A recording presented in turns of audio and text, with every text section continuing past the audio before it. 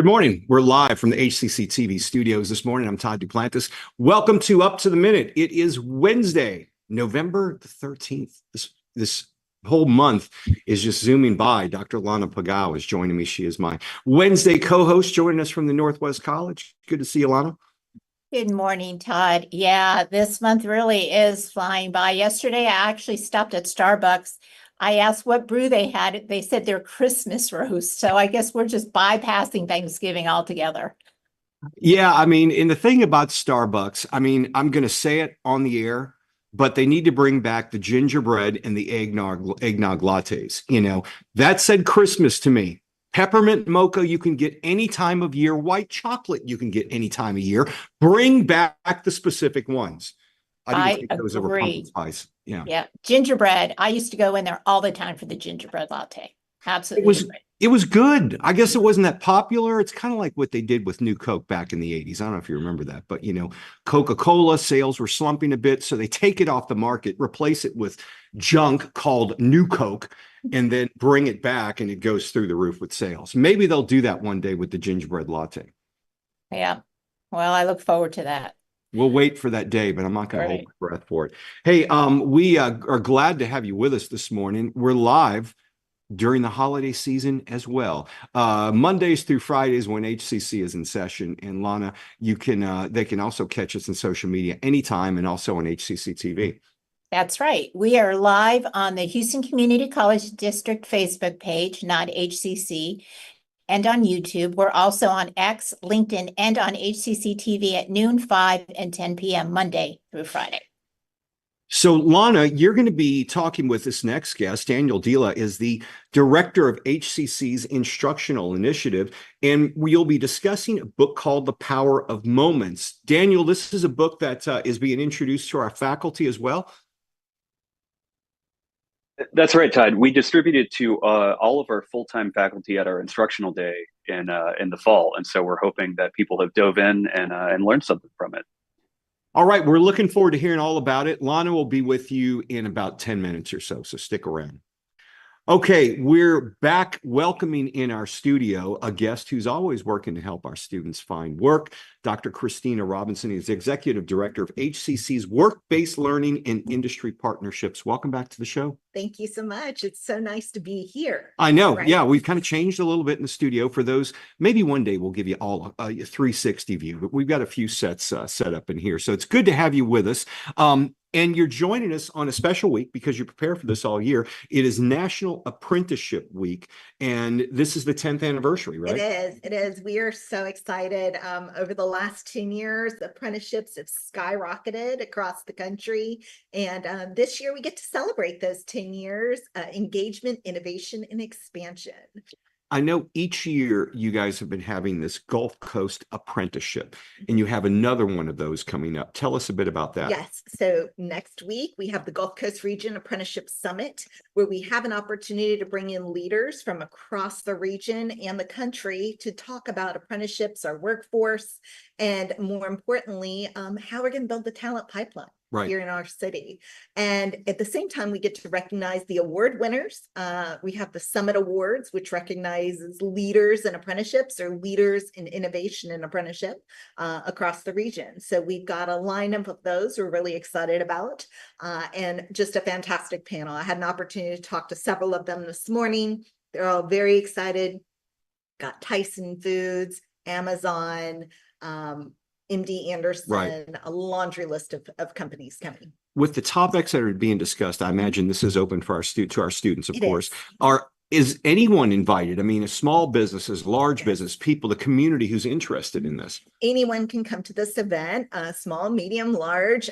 We have Employer Day, which is the 19th, and that's really an opportunity for individuals to get to meet other companies. The 18th, we actually have Connection Hour, right? So from 4 to 6. And then on the 20th, we have Student Day or Youth Summit. So we're going to have a little over 350 students coming in. We've got employers as well talking about how to think differently about what the next step is. Mm-hmm. So, while college is a great place to go, how do we connect college and career and do it concurrently? Now, I know you had this last year. What was the turnout and how did it go last year? Oh, we had almost 400 people at this last one. And we expect a similar turnout this year because as companies think differently, robotics are coming up, how do we change our talent? How do we think differently about how we hire? And the great thing is they get to hire HCC students. Yeah. We get to place them, screen them, and the employers really love the opportunity to partner and also facilitate that process for them. Now, if someone is looking for a job, obviously this would be a good place for them to go. And you mentioned students, of course, members of the community as well. 100%. So we will have members, we will have all of our community business organizations there because we leverage those individuals into our programs. Really is that partnership. But we will have tables from industry, tables from our centers of excellence there. So students, people looking for jobs, any of those individuals can participate. Former students as well are welcome. Yeah, exactly. They get a special badge. So there you go. Yes, we'd love to have our alumni. And I'll just throw it out there. If you know CAD, right now CAD is super hot. We're getting a lot of calls from companies saying, hey, we need CAD engineers, fresh ones. If you have those skills, come on by. We'd love to help you out. Years ago when I was going to college and before, you thought of community colleges really as trade schools, plumbers, electricians, which make incredible livings. But it seems like the workforce now for workforce-related industries has really gone across the spectrum, IT, cyber, into the medical field, and also including there's electrical and plumbing and all those construction and all that as well. It's such a broad spectrum now. It is. About 3 years ago, HCC really made a push to say, hey, what else can we do? Right. Yeah.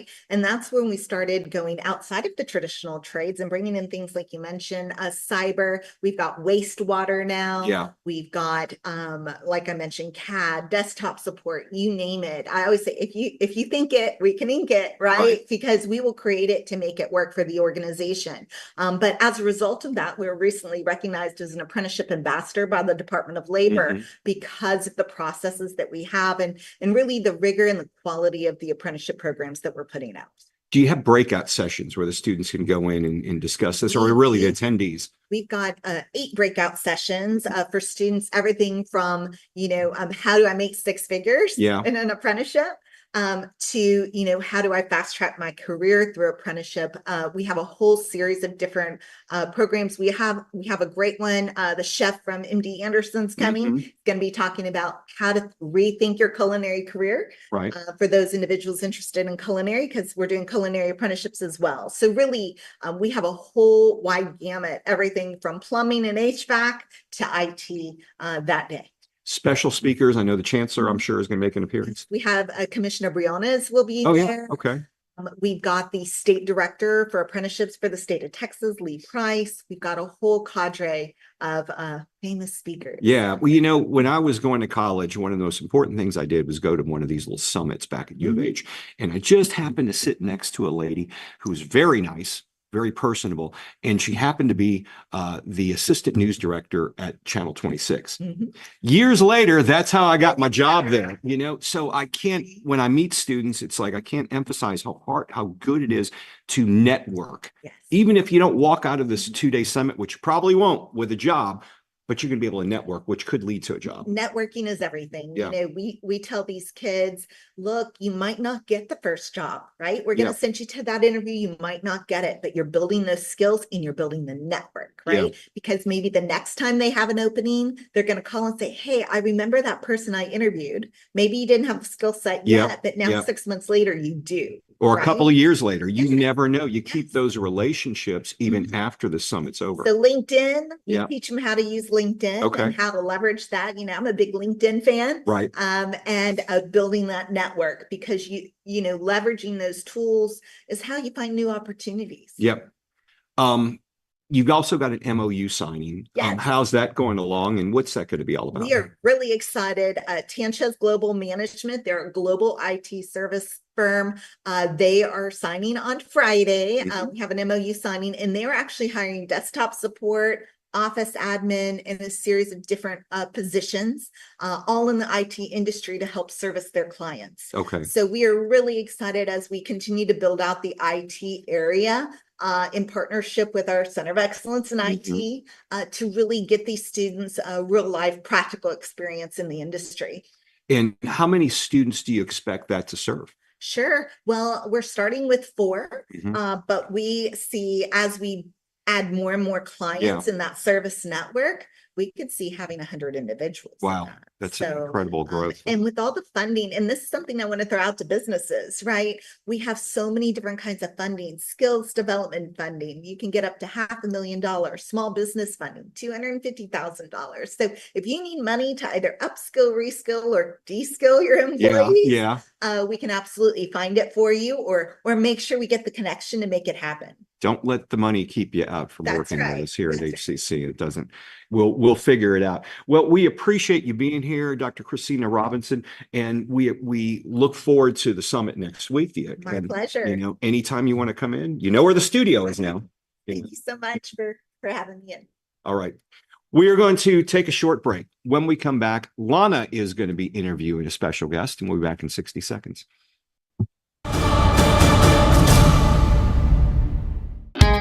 At Houston Community College, we make your lessons matter. Open the door to real-world education, where passions become careers. Find out more at hccs.edu and let your success take flight. That one day at PE when they were like yelling at me, and then you just linked arms with me. I don't think you know how much like that helped me. I finally like knew that I had somebody.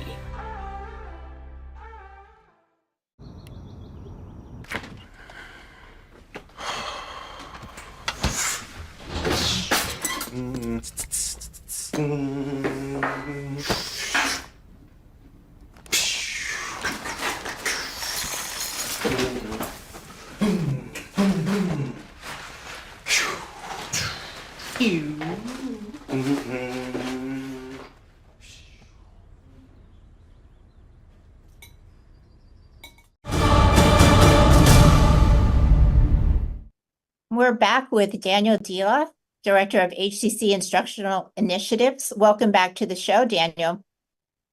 I'm glad to be here. It's been a while, I think. Yeah, I believe the last time you were on the show, it was with the late Dr. Kurt Ewan.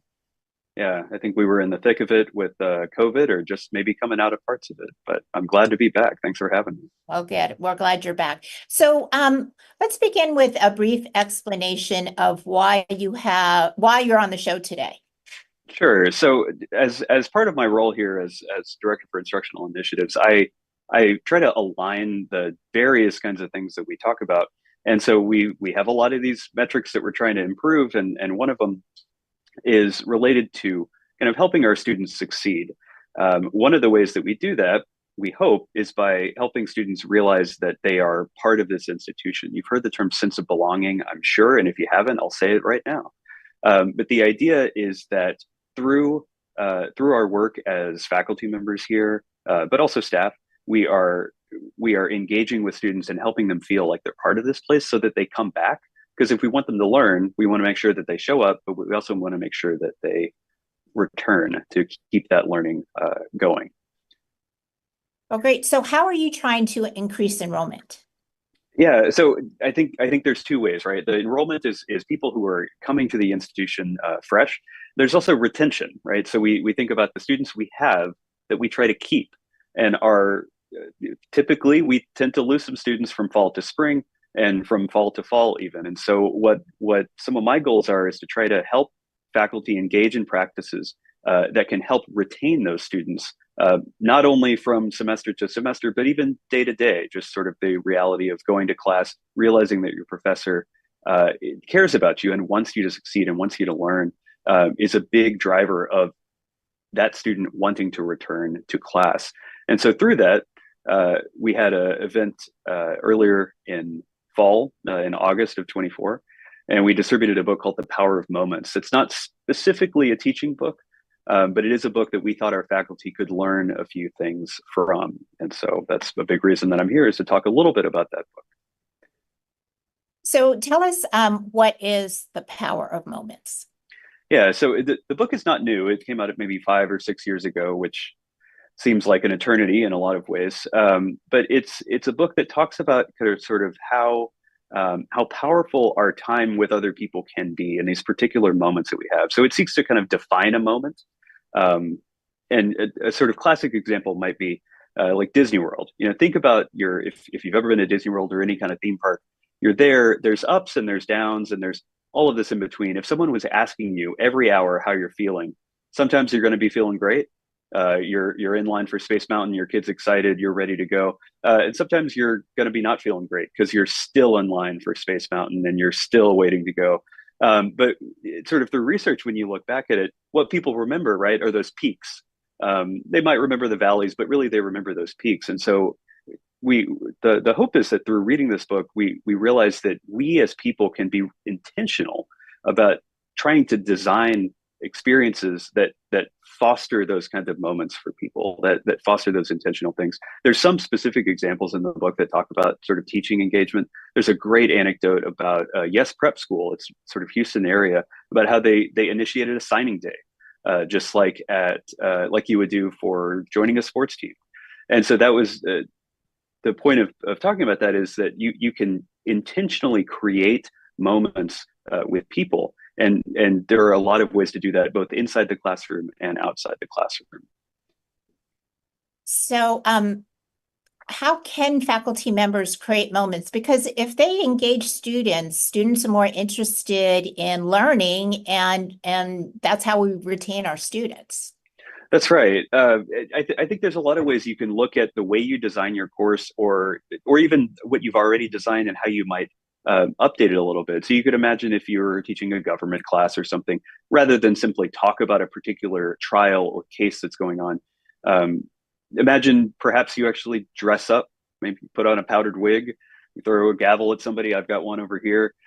You could have some event that really is momentous. It's something that's memorable, that engages the student in a way that simply reading about something, which I realize the irony of giving people a book, but simply reading about it might not be as momentous.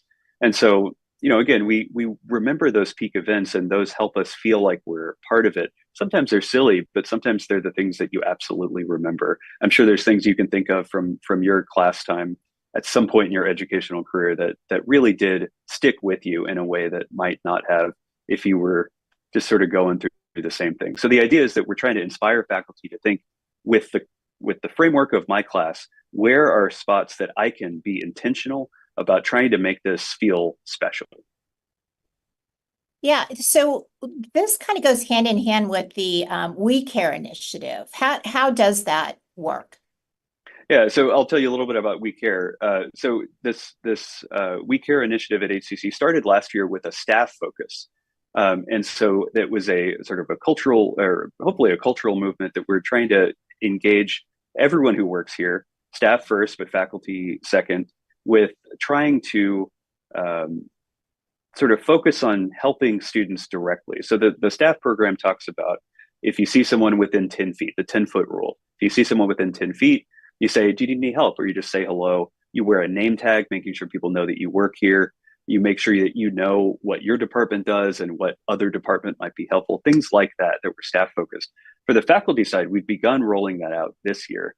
And so we've worked with some of our faculty that we identified as really focused on student success. They had good metrics. Their students came to class, their students did well in their classes, but also in classes after theirs, second level courses, things like that. So we're working with those faculty to build out a similar approach that faculty can take. This isn't telling people how to teach. It's just focusing on 5 particular behaviors that can be really helpful. And so some of those are just being welcoming to the students on the first day, being really intentional about creating that first day experience, learning their names. That's a simple thing, but people love their name, Lana. People like hearing their own name. Meeting with them outside of class. This is the one where really it does tie into moments in particular. We call that one moments that matter, that sort of after class serendipitous kind of event. You didn't even see it coming. Christina referred to this sort of earlier with networking, but sometimes you don't, the thing that is most impactful is the thing you weren't prepared to happen. But what we're hoping that faculty can realize, all of us can realize, is that we can try to make those moments happen. They don't just have to happen, right? We can be intentional about trying to create those.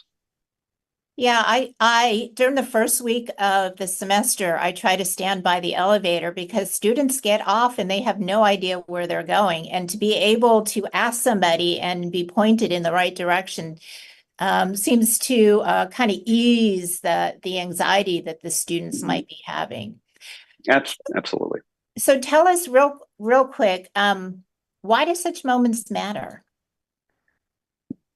There, when you have these kind of memories of what happened, you look back on them and you realize that the people you're involved in matter. Those people cared about you in some way. Those people are part of your journey, and maybe they're playing a supporting part, maybe they're playing a really active part. But that what we want is for students to think about HCC and remember HCC as a positive influence on their life and their educational and lifelong journey. The goal here is not just to help people get a good job, though that is a goal. It's to help them be a better member of our community and our society that we all live in. And so by taking a more intentional approach to working with students like that, we really think that we have an opportunity to move the needle and really increase the ability of our students to succeed, not just in our classroom, but through the rest of their lives. No, that's great. Well, thank you, Daniel Dylla, Director of HCC Instructional Initiatives. We have your info in our post after the show. Perfect. Thanks so much for having me. Sure. And coming up after a quick commercial break, Todd and I will return with some news and announcements.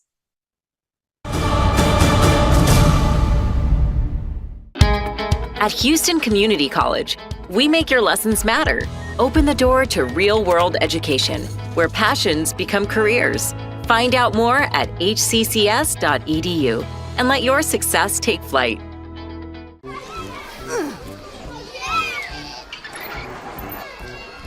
If you love them enough to crawl into a play place to get them to come down, then surely you'll check nhtsa.gov/the right seat to make sure they're in the right car seat. Today I'm going to talk to you about physics. Come on in, girls. Let's go. This is the first rocket to get humans to Mars. Really tall. I'm a rocket structural engineer, designing and building parts of the rocket. You are the generation that will be stepping foot on Mars. Do I have a group of astronauts on my hands? Yes. You can become a rocket scientist or whatever else you want to be. Welcome back to Up to the Minute. I'm Todd Duplantis, and we want to give a shout out to our Northeast College. The new HCC Northeast new HCC Northeast Vice President and Gulf War veteran, Dr. Helen Graham, was on hand to launch the opening of the new Student Veterans Resource Center at the Northline campus. And now the HCC Veteran Military Affiliated Student Success group hosted a ribbon cutting ceremony on Veterans Day, very appropriate, and we'll have more pictures from this event in our post after the show, so check that out. Okay, we've also got some news from the drama department, Lana. That's right. It's an evening of farces. Hilarity begins at home. The HCC drama department says people have always been people and people have always been funny. This ensemble provides an evening of fast-paced, laugh-out-loud fun from the bygone times of the turn of the 20th century. And that is November 15th through the 18th, Friday through Monday, 7:30 p.m., and Saturday, November 16th, the show's at 2 p.m. And that's at the HCC Spring Branch Performing Arts Center. And we'll have that information in our post after the show. It's that time of year again for HCC's online studio student exhibition. It's held in spatial.io spaces. It features student work from across the campuses, and awards will be given to design, foundations of art, drawing, graphic design, and digital media. The exhibition runs through November 18th through December the 6th. Artist reception awards, 11 a.m. to 1 p.m. Friday, December 6th. I'm sure they will have food there. You might want to check them out. The exhibition viewing link is online. Check our post after the show for more information. That's right. And it's Girl Chat Wednesdays, a mental health group. There are some things that only another woman can understand. So this group offers a safe space to discuss those subjects. And the next meeting is Wednesday, November 20th at noon at HCC Central. Check out our post after the show for more information. I want to let everyone know that spring registration is upon us. That's right. Spring 2025 registration has started with classes being offered in a variety of programs. You know the deal. A couple of them are online. A few of them are hybrid. And of course, you have the traditional in-person classes. If you want to get any of those, you need to go online now. Go to hccs.edu/apply to apply today. Tomorrow for Thursday Family Fun Day, we'll welcome the Gilbert and Sullivan Society to discuss its Mahong and Mimosas event. That'll be interesting. And later this week, we'll be talking about the upcoming Greek Film Festival. That'll be on Friday for Film Friday. Lana, thanks for being here this morning. It's always a pleasure, Todd. Thank you. All right. And thanks to all of you for joining us. We're going to wrap up today's show. We'll see you tomorrow live at 10 a.m. on Up to the Minute.